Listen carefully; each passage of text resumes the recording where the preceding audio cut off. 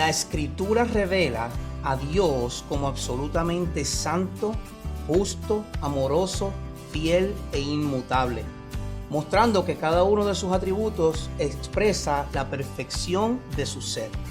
Aunque Dios es incomprensible en su totalidad, se ha dado a conocer verdaderamente por medio de su palabra, permitiéndonos conocerle de manera real y suficiente para la fe y la obediencia.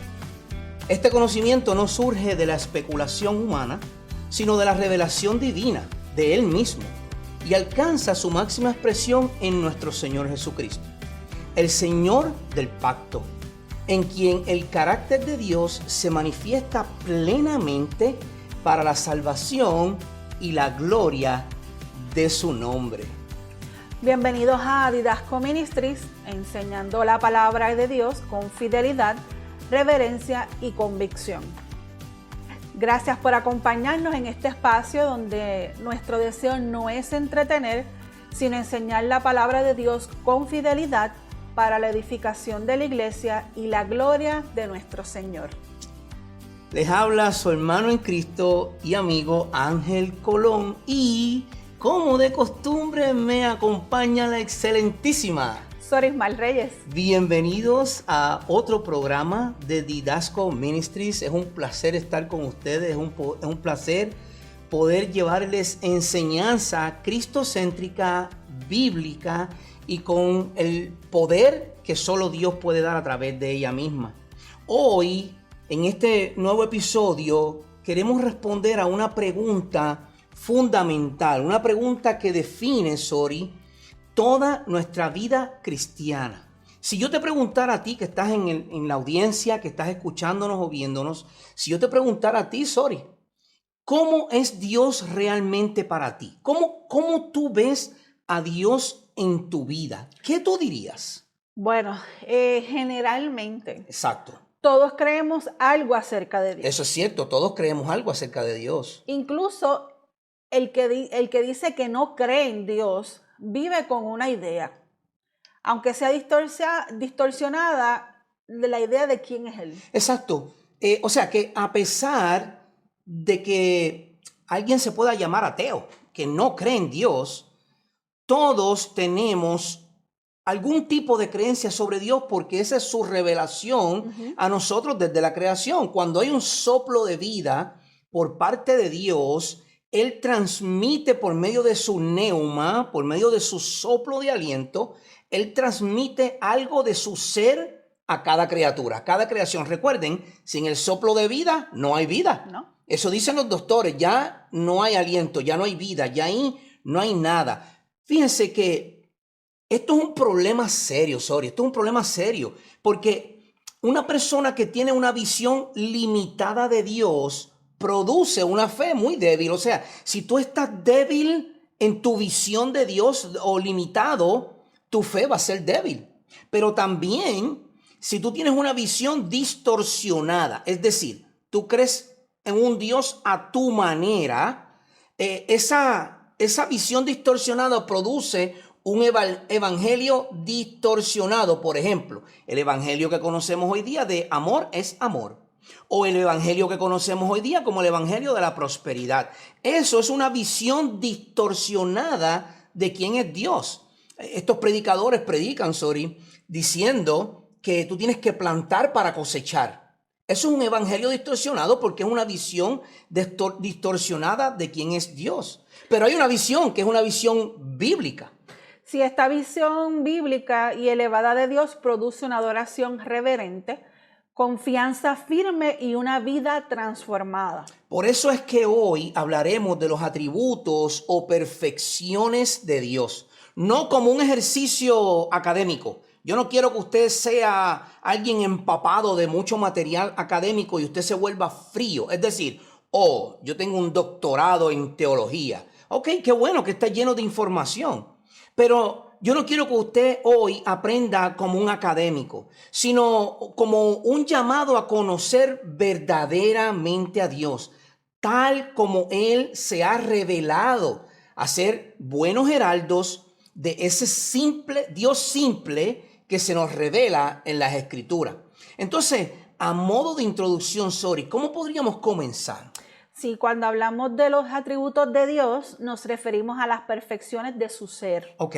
No estamos hablando de partes de Dios, como si Él fuera un conjunto de cualidades separadas. Lo que sucede muchas veces, como tú muy bien acabas de decir, es que en muchas ocasiones vemos las perfecciones o atributos de Dios como si cada una fuera independiente de la otra. Bueno, Dios es santo, Dios es amor, Dios es misericordia, y empezamos a dividir esas perfecciones, pero eso no es lo que la Biblia nos enseña de nuestro Dios. Sí, Dios no tiene atributos como nosotros tenemos habilidades. Exacto. Dios es sus atributos. Ok, entonces, yo tengo la habilidad de trabajar en madera, pero no tengo la habilidad Tejer. de tejer. Muy bien, es tremendo ejemplo. Sí, exacto. Yo no tengo la habilidad de hacer los nudos que tú haces para tejer. Exacto. Y haces unas preciosidades en crochet, que es el tejido que ella hace. Esos son puntos y coser. Y yo no tengo esa habilidad.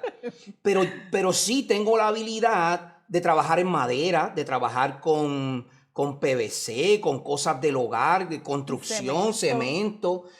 Tú tienes la habilidad de hacer nudos, de tejer, ¿verdad? Y darle una forma. Ajá. Nuestras habilidades están divididas. Tú tienes una, yo tengo otra. Pero en Dios eso no funciona de esa manera. No, Dios es todo, es un ser. Es un solo ser. Es una esencia. Y es ese ser poderoso que no se puede dividir. Exacto. Es uno. Exacto. O sea que lo que tú estás diciendo a nuestra audiencia es que esas perfecciones o atributos de Dios son todos uno en Él. Claro. Es correcto. Ok. Esto es lo que la teología reformada ha llamado la simplicidad divina. O sea que Dios es simple. Ok, pero entonces si le decimos a nuestra audiencia, Dios es un Dios simple, podríamos decir que eso define lo que es la simplicidad. Lo que pasa es que Dios no es parcialmente amor y parcialmente justicia. O sea, como si fuera a medias. Exacto. Dios, todo lo que tiene dos es plenamente y perfectamente. O sea que lo que quiere decir la simplicidad de Dios es que Dios es en todo un ser. Exacto. Ok, muy bien. Entonces, la Biblia, yo quiero, porque no queremos hablar por nuestra cuenta, ¿verdad? No, Entonces, siempre tenemos nuestra visión y la forma en que queremos compartir nuestras enseñanzas es bíblicamente. Basado en la Escritura. Ok, la Biblia nos revela a un Dios de manera verdadera. O sea, Dios se revela a través de la creación, es cierto. El Salmo 19, Romanos y otros versos más en la Escritura nos hablan de que Dios se revela a nosotros por todo lo que hay creado, porque después de todo, Él es el dueño de la creación. Entonces, tú puedes ver un árbol y tú puedes discernir que hay algo superior a nosotros que creó ese árbol. Por lo tanto, ya como dijimos al principio, todo muestra a que hay algo superior. Ahora, en la Escritura, Dios mismo se revela a nosotros verdaderamente, aunque no exhaustivamente. Es decir, Él nos dice quién es Él a través de la Biblia, pero Él no nos dice todo sobre Él. Por ejemplo, la Trinidad. Eso es un ¿Quién? misterio. Es un misterio. Y qué bueno que hay misterios, porque eso le corresponde solo a Dios, no a nosotros. Hasta donde la Biblia habla, como decía el pastor Gil, nuestro profesor de seminario, hasta donde la Biblia habla, nosotros hablamos. Más allá de eso se convierten en especulaciones.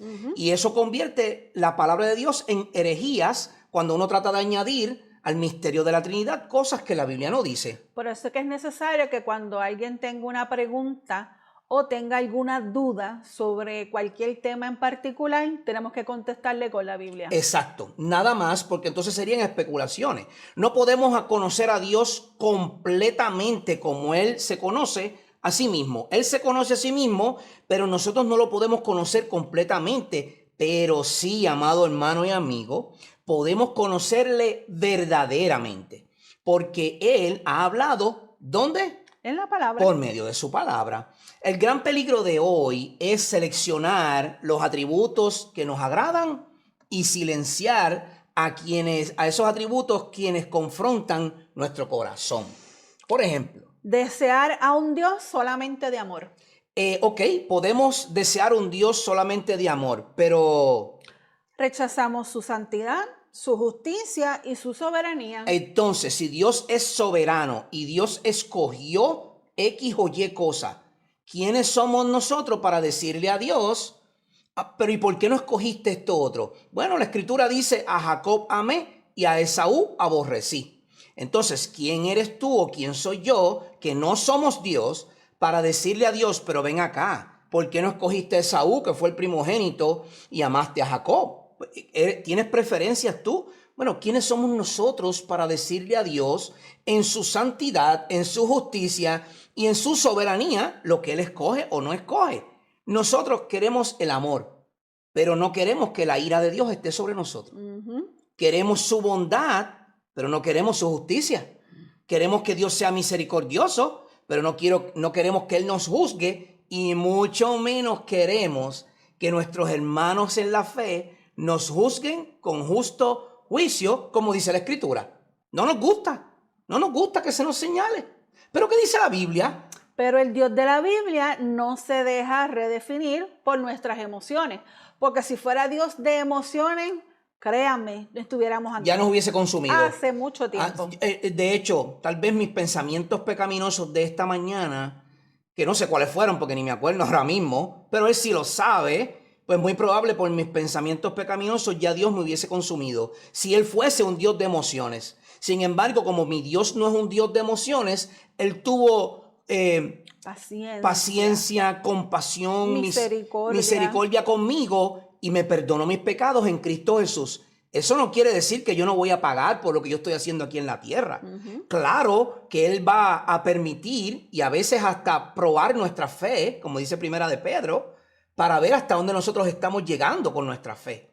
La Escritura nos enseña que el mayor problema del ser humano, el mayor problema no es la falta de religión. Todo el mundo tiene una religión en el planeta entero.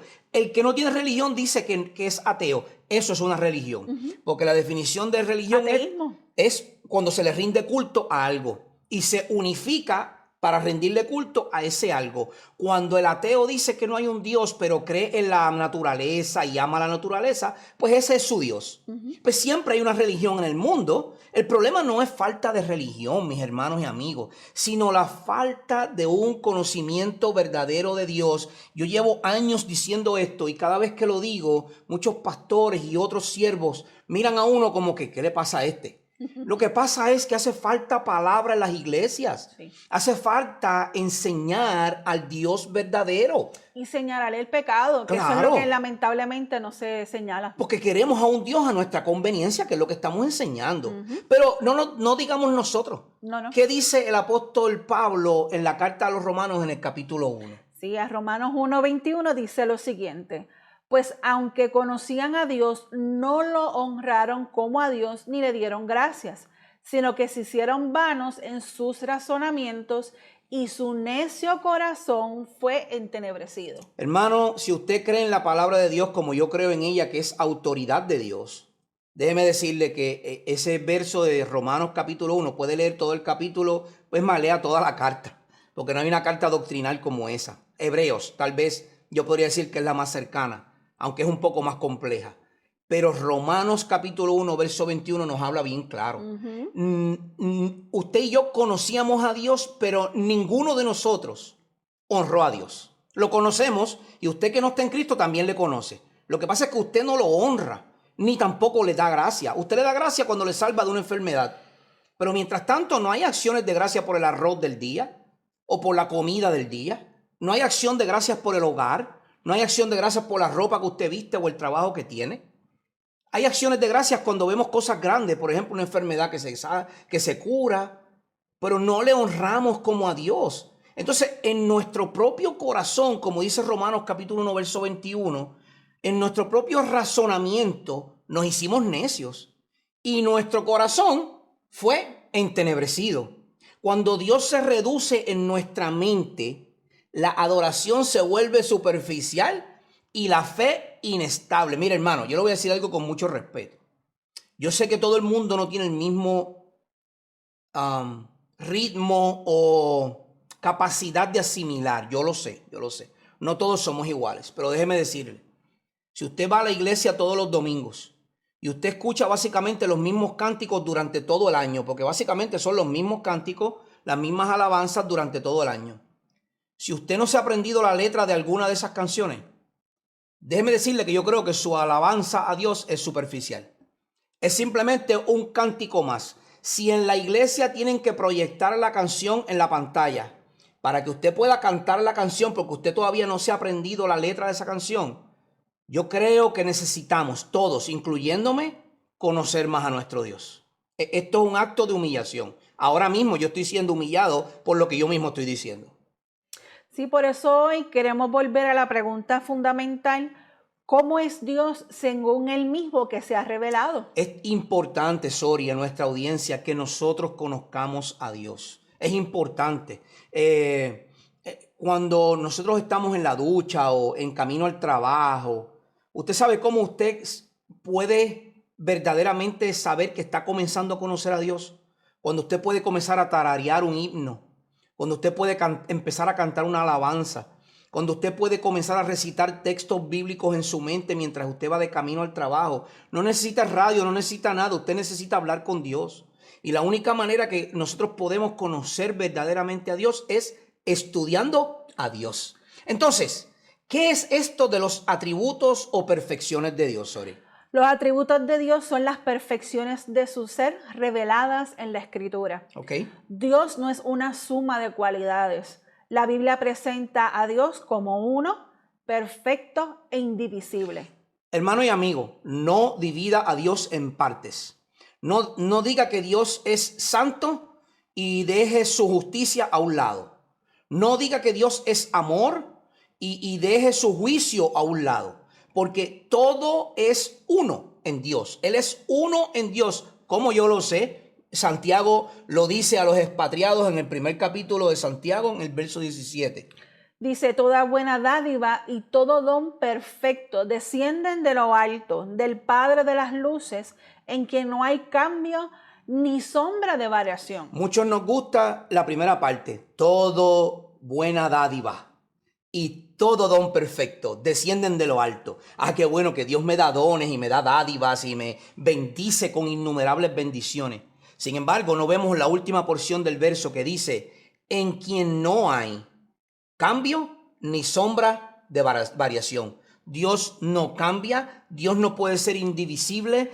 Los padres de la iglesia lo entendían, los apóstoles lo entendían, los primeros 300 años de la iglesia lo entendían. ¿Qué ha pasado con nosotros? Es simple. Año 1500 aproximadamente, justo cuando estaba pasando el fenómeno de la Reforma Protestante, comenzó la época del relativismo, la época de las luces, o la época de la Ilustración, que duró como hasta los 1800 aproximadamente, donde primero pensábamos, racionábamos quiénes éramos nosotros a nuestra propia manera y entonces podíamos decir si encajaba con lo que Dios decía o no decía. No, hermano, Dios no cambia, Dios es inmutable y en Él no hay variación, como dice Santiago. Esto afirma lo que la teología reformada ha llamado la simplicidad divina. Dios es coherente, pleno y perfecto en todo lo que Él es. No divida a Dios, no lo divida. Si viene justicia sobre usted o sobre mí, no podemos decir: es que Dios no tiene amor por mí. No, porque tiene amor por mí, entonces está siendo justo y entonces está pasando lo que está pasando en mi vida porque está siendo justo.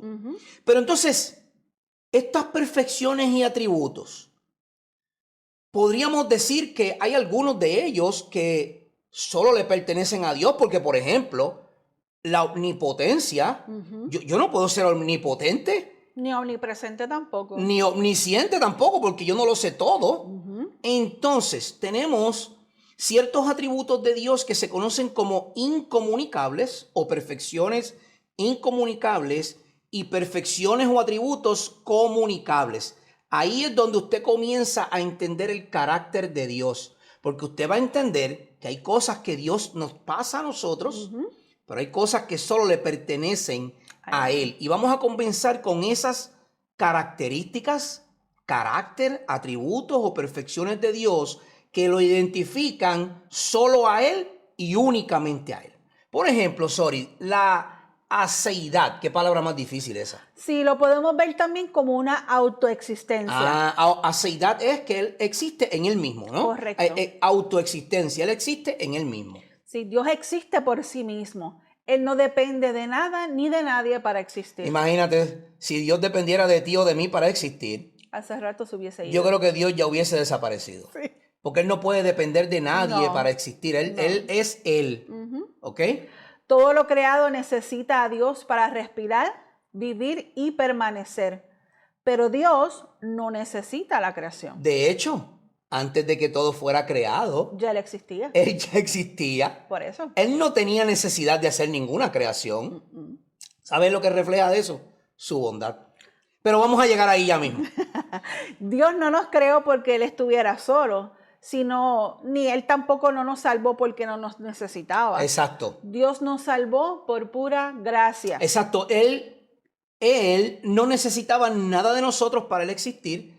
Dios no nos salvó para Él poder decir, miren qué bueno soy, los estoy salvando. No es que ninguno de nosotros merecíamos salvación. Todos nosotros merecíamos exactamente lo que nuestro Señor Jesucristo sufrió en la cruz. Toda la ira de Dios sobre nosotros. Eso es lo que nosotros merecíamos y eso es lo que nosotros merecemos. Lo que pasa es que en Él mismo, Él no puede hacerle tal cosa porque se contradeciría Él mismo. Y Él no puede contradecirse. Y Él no puede contradecirse. Entonces, ¿qué nos dice la Escritura sobre Dios? Si en en Éxodo 3:14, Dios cuando se le revela a Moisés dice algo bien claro. Yo soy el que soy. Nada más hay que añadirle. Con eso es suficiente. Moisés le pregunta, y cuando yo vaya, ¿a quién le digo que soy? ¿Quién tú eres? Y Dios le dice, eso es simple. Yo soy el que soy. Eso es simplicidad.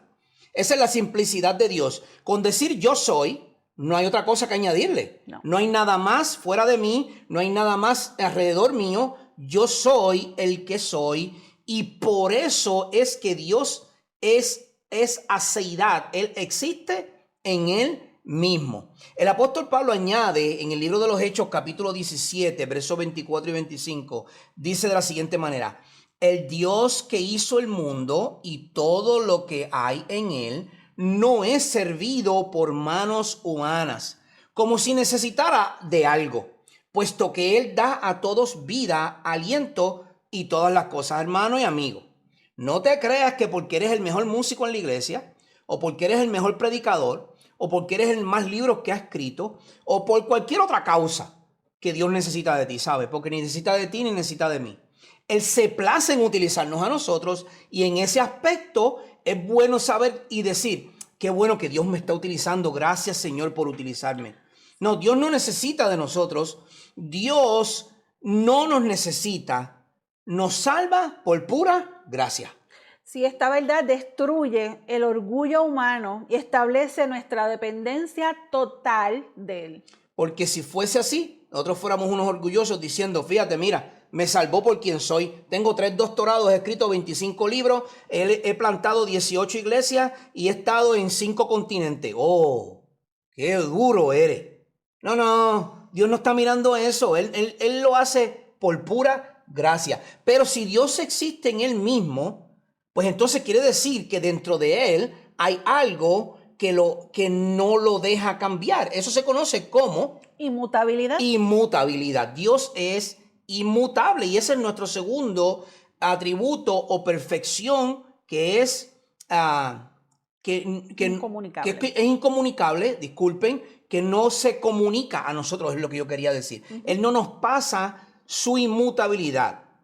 Dios no cambia en su ser, ni en su carácter, ni en sus promesas. ¿Qué dice Malaquías 3? Y yo voy a explicar un poquito este texto. Sí, dice así, porque yo, el Señor, no cambio. Por eso ustedes, oh hijos de Jacob, no han sido consumidos. Cuando Dios le está hablando por el profeta Malaquías al pueblo, en esta ocasión el pueblo tenía un dinero para reconstruir el templo.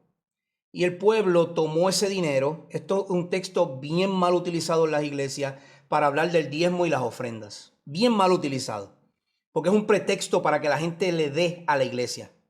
Miren, hermano, Dios le está hablando a su pueblo, en el contexto judío de Israel. Sí. Y les está diciendo, ustedes tomaron el dinero que era para, o el oro, quiero decir, no dinero, el oro y las posesiones que eran para levantar el templo, y se pusieron a construir sus propias casas, a tener bienes para ustedes. Ustedes me robaron. Cuando usted lee a Malaquías, Sí. él les está diciendo al pueblo, ustedes me robaron.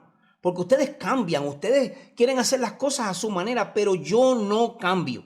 Yo soy inmutable, yo no tengo cambio ni variación. Y Dios les dice entonces a ellos, pruébenme.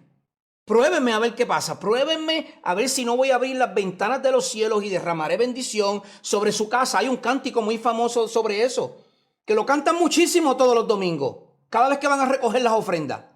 Y pruébame ahora en esto, dice Jehová de los ejércitos.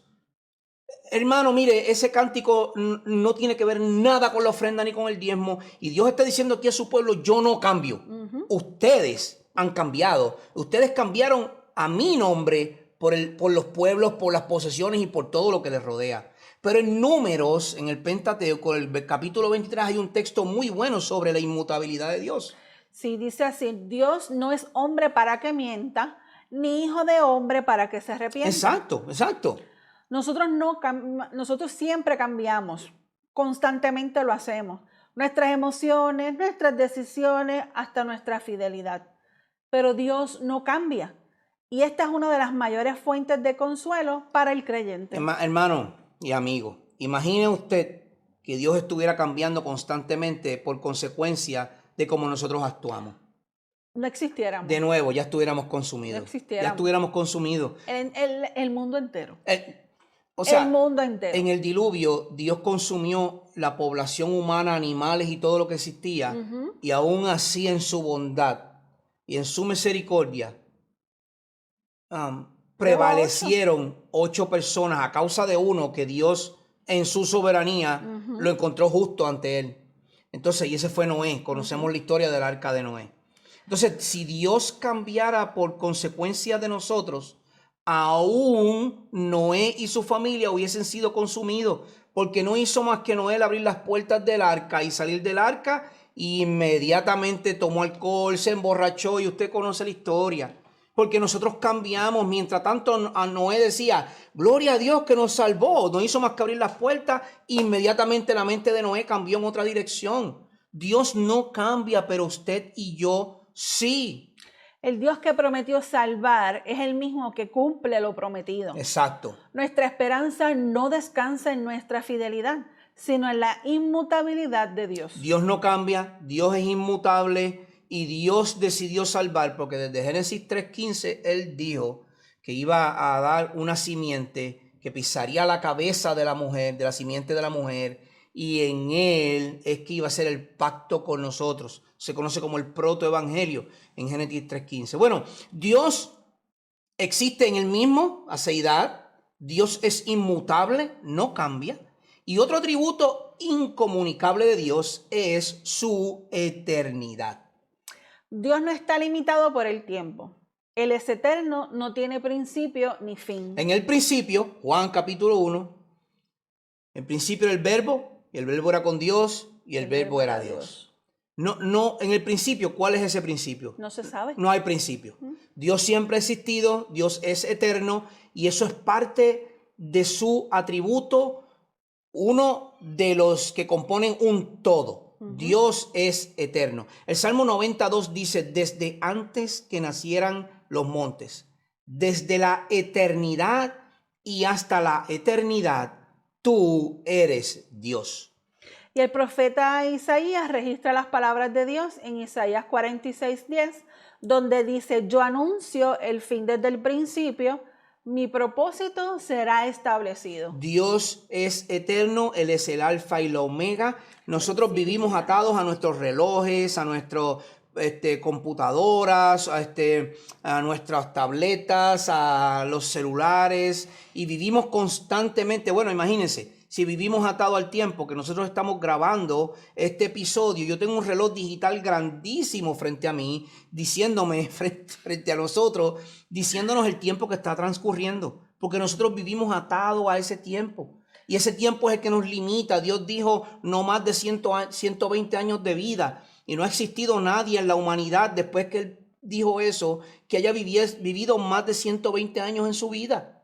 Tal vez me equivoque, pero yo no he leído absolutamente nada con relación a eso porque Dios limita el tiempo, pero Él está fuera del tiempo porque Él siempre ha existido. Él es eterno.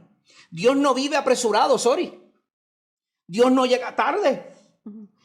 Dios no se sorprende con el tiempo.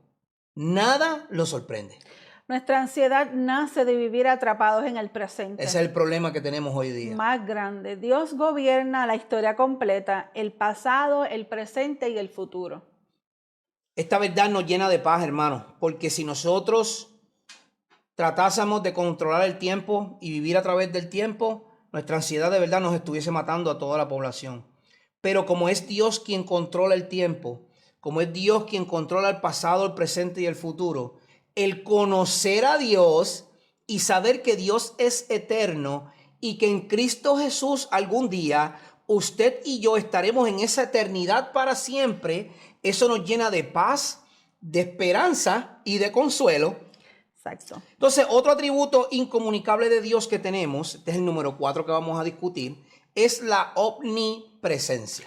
Sí, Dios está presente en todo lugar con la totalidad de su ser. Ok, quiero hacer una pausa ahí, sorry, nuestra audiencia, porque a veces pensamos que Dios se divide en millones de dioses chiquititos y así es que Él puede estar a través del mundo. Hermano, déjeme decirle, Dios está totalmente Dios en todo lugar, en todo momento.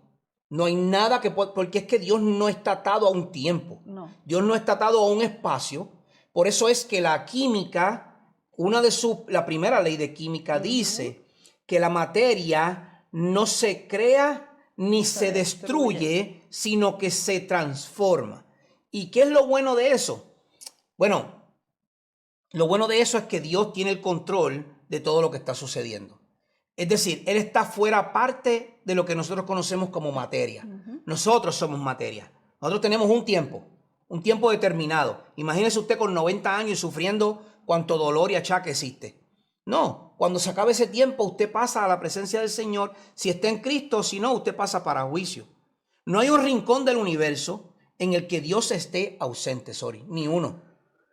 Esto es consuelo para el creyente y una advertencia para quien vive ignorando a Dios. Claro, es una advertencia para el que no conoce a Dios porque, ¿sabes qué? Dios te está viendo, donde quiera que estés. No nos podemos ocultar de Él. Jeremías 23:23 dice, ¿soy yo un Dios de cerca? Declara el Señor, y no un Dios de lejos. ¿Podrá alguno esconderse en escondites para que yo no lo vea? Es el mismo Dios hablando. Claro. ¿Dónde te vas a esconder que yo no te pueda ver? Yo estoy en todo lugar, yo te veo en todo lugar. Está un poquito difícil. Pero eso no se queda con el profeta Jeremías. No. El salmista también proclama algo muy parecido. Sí, en el Salmo 139, 7 al 10, dice, ¿a dónde miré de tu espíritu? ¿A dónde huiré de tu presencia? El salmista se está haciendo la pregunta porque el salmista reconoce y conoce a su Dios y dice, no hay lugar que yo me pueda escapar de ti. No lo hay. Para el creyente, para el cristiano, esto es muy, muy alentador porque sabe que nunca está solo. Para el impío, una clara indicación de que nada de lo que haga escapará a la ira de Dios. Amigo, si tú no estás en Cristo, por más que te escondas y por más buenas dádivas que trates de hacer, dando dinero a fundaciones sin fines de lucro y todo lo demás, Dios está viendo tu corazón y no vas a escapar. La única opción que tienes es venir a Cristo Jesús en arrepentimiento y fe, tornando tu cara del pecado y cambiando, muriendo el viejo hombre para ser una nueva criatura en Cristo Jesús. Entonces esto nos lleva a nuestro quinto atributo o perfección de Dios, que es incomunicable. Y esta es la simplicidad divina. Hay mucha gente que piensa que siendo simple es complicado. No, Dios no está compuesto de partes. Él es uno, coherente y perfecto. Exacto. Dios no está dividido internamente. Su amor nunca contradice su justicia. Su gracia nunca anula su santidad. Este atributo protege el evangelio de un Dios sentimental sin justicia o de un Dios severo sin misericordia. Exacto, y esa es la majestuosidad de la simplicidad divina. En su simplicidad Dios es uno. Y como todos los atributos que estamos discutiendo, aunque estamos discutiendo muchos, fíjense, ya hemos dicho 5, aunque hemos dicho 5 de sus atributos, en este caso los incomunicables, esto no quiere decir que un atributo cancele al otro o que un atributo tenga más peso que otro. Al contrario, todos los atributos de Dios son uno en Él, y como Dios es uno en sí mismo, por eso es que se conoce como la simplicidad de Dios. Porque si fuesen atributos separados, muy probable que la justicia de Dios estuviese por encima de cualquier otro, porque es que todos nosotros merecemos su ira o su condenación. Deuteronomio 6:4 dice: escucha, Israel, el Señor nuestro Dios, el Señor uno es. Esto significa que sus perfecciones son una en Él. No se dividen, no se contradicen, no están desequilibradas. Qué palabra difícil, ¿verdad? Sí, es compleja. Son perfectas y son una sola. Es uno. Es una sola. Es una sola. Es 3 personas, pero es un solo Dios. Eso es una perfección de Dios. Se conoce como la Trinidad. Dios Padre, Dios Hijo, Dios Espíritu Santo. No son 3 dioses. No. Es un solo Dios en 3 personas. Y la Biblia nos dice, a veces decimos que Él no se ha manifestado, que eso es un error. Bueno, escuchemos el lenguaje de la Escritura. Porque la Escritura dice que Él se ha manifestado en Cristo Jesús. Por lo tanto, manifestar significa mostrarse, aparecer, darse a conocer. Darse a conocer. Esto no es nada místico. No. Está diciendo que Dios se ha manifestado en Cristo Jesús a la humanidad entera. Es decir, ahora tenemos a Dios en carne, la segunda persona de la Trinidad, con sus características, sus atributos cristológicos, que nos demuestran por medio de Cristo a Dios Padre. Sin embargo, es un misterio porque sigue siendo un solo Dios. Es simple, pareciera complejo, pero no lo es. Entonces, esto nos lleva a nuestro segundo conjunto de atributos de Dios, que son los atributos comunicables, los que Él transmite a nosotros, de los cuales nosotros tenemos y podemos ser partícipes para la gloria y la honra de su reino aquí en la tierra. El primero, y yo diría que si vamos a poner un orden, no, yo no estoy poniendo un orden, pero si fuésemos a poner un orden, ese primer atributo comunicable sería la santidad. Sí, Dios es absolutamente santo. Está separado del pecado y moralmente perfecto. Pues entonces tendríamos que decir que ni tú ni yo podemos tener ese atributo.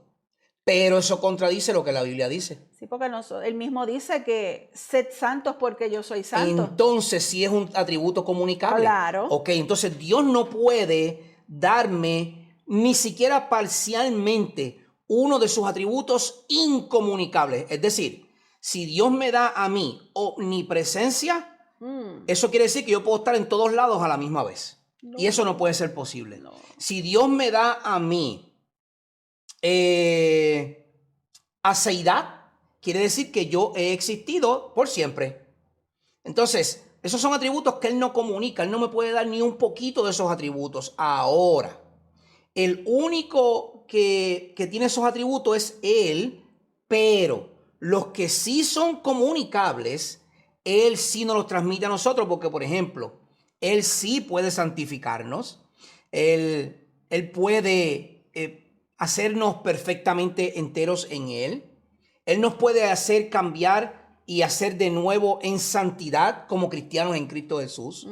Entonces Él nos va santificando. Sí, eso es un proceso. Nosotros al reconocer y al confesar a Cristo como nuestro Señor y Salvador, vamos en este proceso de santificación. Exacto. Recuerden que Dios nos hace una criatura nueva en Cristo Jesús, pero esa santificación no viene de momento. Esto es algo paulatinamente que va creciendo en nosotros cuando el Espíritu Santo está en nosotros y nos va dando el entendimiento para que podamos alcanzar ser como Jesús. Exacto. Entonces, cuando leemos la Escritura, a veces decimos, bueno, el único santo, santo, santo es Dios. Eso es cierto. Isaías 6:3 dice, santo, santo, santo es el Señor de los ejércitos. Pero cuando vamos al Nuevo Testamento, en Cristo Jesús, el apóstol Pedro, en Primera de Pedro, capítulo 1, 15 al 16, dice: sean santos en toda su manera de vivir, porque escrito está: sean santos porque yo soy santo. Entonces, Él nos está pidiendo, porque nos ha dado de su santidad, para que nosotros podamos crecer en esa santidad. No somos enteramente perfectos en santidad, pero Él nos ha ido dando de su santidad para ir creciendo en su santidad. La santidad no es opcional, es una respuesta a quien Dios es. Exacto. Una iglesia, un creyente que toma el pecado a la ligera, tiene una visión baja de Dios. Si nosotros tomamos el pecado a la ligera como individuo o como comunidad eclesiástica y lo tomamos muy a la ligera y no lo señalamos o no advertimos sobre el pecado, nosotros tenemos una idea baja de quién es Dios y nosotros entonces no estamos creciendo en un proceso de santificación. No, porque Él exige que seamos santos, no somos perfectos, pero esa santidad es un caminar que tenemos que estar agarrados primeramente de la palabra para poder vivir en santidad. Exactamente. Entonces, eso nos lleva a nuestro segundo atributo comunicable, que es el amor. Este es el que más al mundo le gusta. Dios es amor y ahí lo dejan. Pero su amor es santo y justo. El mundo dice: Dios es amor. Amor es amor y Dios es amor. Perfecto, qué bueno. Pero Dios es amor y por su amor Él es santo y por su santidad Él es justo. ¿Ve cómo todos los atributos se entrelazan unos con otros y son uno? El amor de Dios se revela plenamente ¿dónde? En la cruz. En la cruz, en Cristo Jesús, donde el pecado fue tratado con justicia y el pecador fue recibido con gracia. O sea, Dios es amor, sí. Pero eso no quita que Dios es un Dios santo y un Dios justo. Así que en la cruz, Jesucristo, por amor, fue clavado en la cruz y en esa cruz se vio la justicia de Dios, en la ira de Dios puesta sobre Jesucristo para los pecados, ¿verdad? Como pago por los pecados, pero es el amor el que está haciendo que eso llegue allá. O sea que no se despega uno del otro. En primera de Juan 4, 9 al 10 dice lo siguiente: en esto se manifestó el amor de Dios en nosotros, en que Dios ha enviado a su Hijo unigénito al mundo para que vivamos por medio de Él. El amor de Dios siempre camina junto con la verdad, van de la mano. El amor divino, es decir, el amor de Dios, alcanza su máxima expresión en la cruz del Calvario.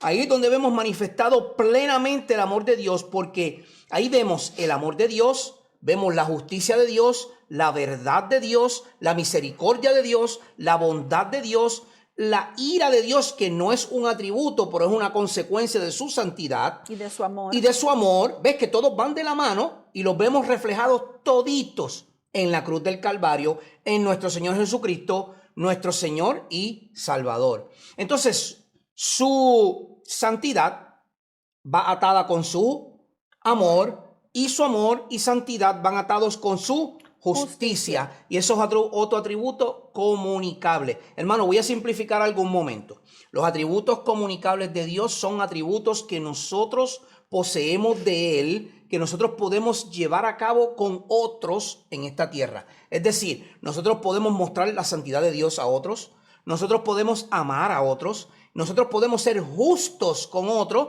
Por eso Juan dice, juzgad con justo juicio. ¿Qué es la justicia? Dios siempre actúa conforme a lo que es recto. Dios siempre hace lo correcto.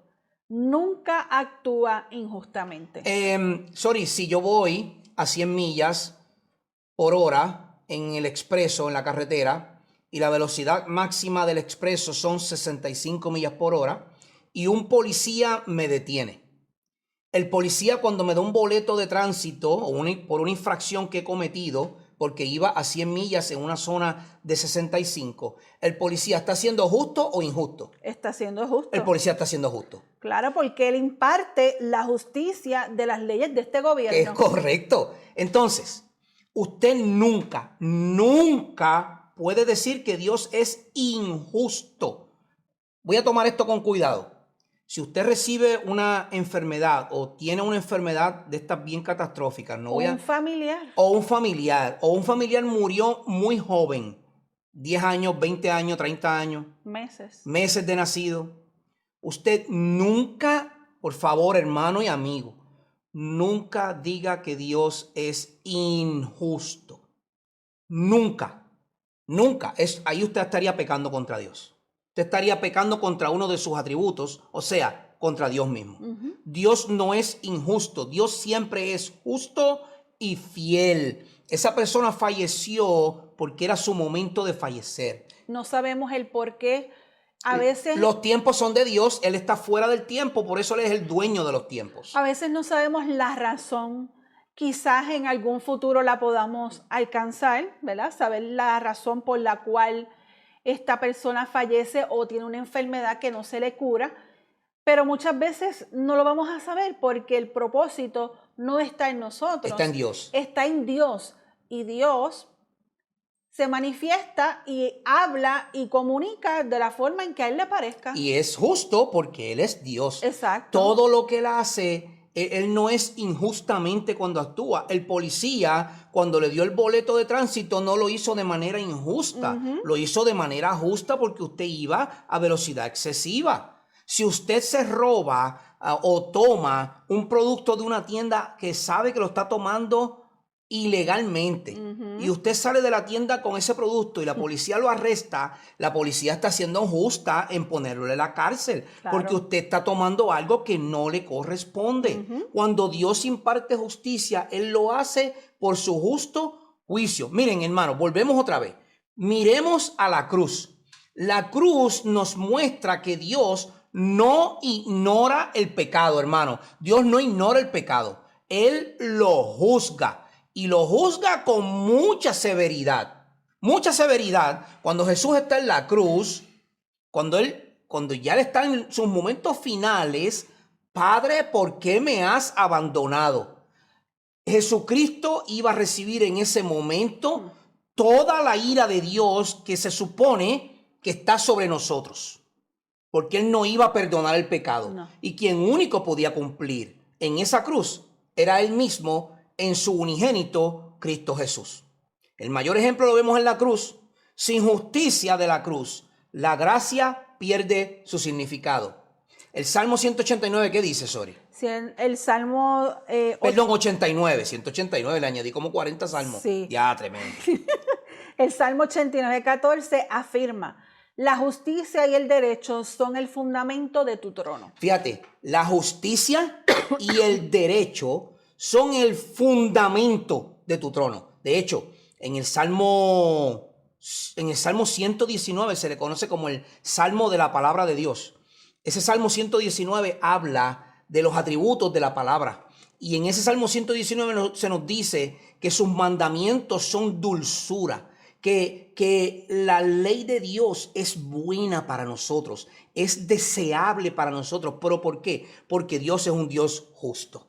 Pero Romanos capítulo 3 dice: justo y el que justifica al que tiene fe en Jesús. Es decir, Él nos está hablando de lo que sucedió en la cruz. En la cruz Dios nos demostró que Él es justo y que Él es el que justifica al que tiene fe en Cristo Jesús. Y eso nos lleva a nuestro cuarto a perfección comunicable de Dios, y es la misericordia y la gracia. Los dos van de la mano, pero recuerden, siguen siendo uno, ¿ok? La misericordia y la gracia. La misericordia es no recibir lo que merecemos. Es decir, cuando Dios tiene misericordia, es que Él no te está dando lo que realmente tú te mereces. Exacto. Es decir, tú te mereces un castigo, pero por misericordia Dios no te lo está dando. Y la gracia es recibir lo que no merecemos. Entonces, por el otro lado, la gracia de Dios se te da, ese regalo que Dios se te da, aun cuando no lo mereces. Efesios 2, lo conocemos, los versos 4 al 5 y 8 al 9, vamos a parafrasearlos por cuestión de tiempo, pero Efesios 2 nos dice, pero Dios, que es rico en misericordia, por gracia ustedes han sido salvados, no por las obras. Usted ve, si usted corta ese verso en partes, él dice que es rico en misericordia, que por su gracia nosotros hemos sido salvados, y él dice que no tiene nada que ver con nosotros, sino que es porque a él le place. Esta es la esencia total del evangelio.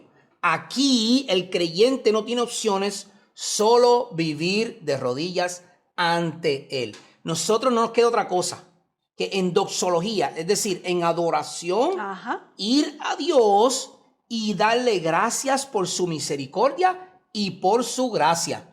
Entonces, la misericordia y la gracia de Dios van también atados de la veracidad y fidelidad de Dios. ¿Qué quiere decir esto, Sori? Dios es verdadero y fiel. Él no miente, no falla y no se contradice. Nunca. Su palabra es confiable porque Él es verdadero. Tito 1:2 nos dice, Dios no miente. Dios que no miente. Y Lamentaciones 3:22 nos dice que su fidelidad es grande. Usted sabe que a veces en la iglesia pues está ese corito que dice tu fidelidad es grande. Pues nosotros cantamos ese corito, pero a veces ni pensamos en cuán fiel es Dios. Y la verdad es que su fidelidad es grande y por su fidelidad en la cruz del Calvario se cumplió lo que él dijo en Génesis 3:15. Pero no miramos eso porque no conocemos a Dios. No estamos viendo que ha pasado miles de años en la historia. En Génesis 3:15 él nos dice que nos iba a dar un Salvador, protoevangelio. Y luego vamos a los evangelios y al final de los evangelios vemos a Jesucristo siendo crucificado, que es esa promesa que él prometió desde Génesis 3:15. Entonces Dios es fiel, porque la promesa que él dio la está cumpliendo. Él la cumple siempre. Cuando él dijo que iba a ser una gran nación Abraham, él la está cumpliendo en Cristo Jesús. Pues entonces Dios es fiel y su fidelidad es misericordia. Su misericordia es justa. Su justicia es por amor. Su amor es por inmutabilidad porque Él no cambia. Su inmutabilidad es porque Él es santo. Su santidad es porque Él es misericordioso. Su misericordioso es porque Él es bondadoso. Podemos atar cada uno de sus atributos porque todos son uno. Entonces, en conclusión, podemos decir: conocer a Dios correctamente transforma nuestra adoración y nuestra vida. En Juan 17:3 dice que esta es la vida eterna, que te conozcan a ti, el único Dios verdadero. Fíjense, no hay otra cosa. La vida eterna es que conozcamos a Dios, al único Dios verdadero. Y esto lo está diciendo Jesucristo en la oración intercesora que Él está haciendo en Juan 17 por sus discípulos y por el mundo entero que va a seguirle a Él. Él está diciendo a ese mundo, o sea, a nosotros, esta es la vida. O sea, nosotros tenemos vida eterna, que en Cristo Jesús conozcamos al Dios verdadero. Que nuestro conocimiento de Dios no sea uno intelectual, hermano. No se llene de teorías y de conocimiento académico. Eso envanece. No, sí, no tenga, bueno, téngalo, si usted puede tener, ¿verdad?, grados de estudios, eso, claro, eso está muy bien. Pero que no te regocijes, enaltezcas en tener esos estudios, porque es necesario estudiar. Claro. Pero es necesario estudiar para cumplir el mandato que nuestro Señor Jesucristo nos dijo, que teníamos que ir a todas las naciones a predicar el evangelio. Pues entonces, el conocimiento de Dios no puede ser uno intelectual solamente, sino que sea uno reverente, obediente y doxológico, es decir, de adoración y alabanza a Dios, que nos lleve a nosotros a adorarle a Él en espíritu y en verdad. Es decir, prepárese, nosotros nos estamos preparando. Nosotros estamos en seminario. Yo terminé un seminario y comencé otro. Muchas de las clases que estoy tomando ahora ya las había tomado. Esto que les estamos impartiendo a ustedes, ya yo he tomado esta clase como en 3 ocasiones. No es malo prepararse, no es malo los títulos ni los grados.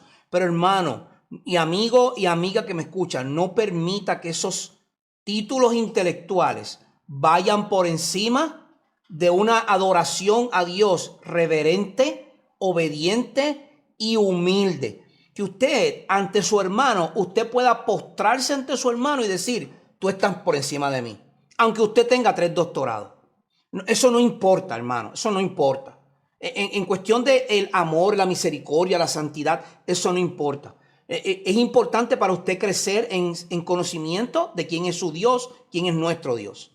Pero no es importante para nosotros poder ser, no debe estar por encima de lo que nosotros debemos ser, que es simplemente un siervo inútil. Entonces yo les quiero dejar unas preguntas, se las voy a colocar también en el bosquejo.